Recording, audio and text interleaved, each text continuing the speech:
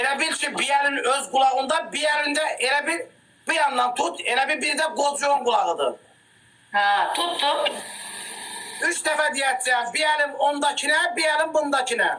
Bir elim ondakine, bir elim bundakine, bir elim ondakine, bir elim bundakine, bir elim ondakine, bir elim bundakine. Bir elim üsttekine, bir elim alttakine. Bu da benden olsun. Şimdi 3 defa dene hos, hos. Hos, hos, hos. Hos, hos, hos. Şimdi sen yemeğe pişir, ben gidip geliyorum. Yemeğe pişir, gidip geliyorum. Tamam, görüşürüz.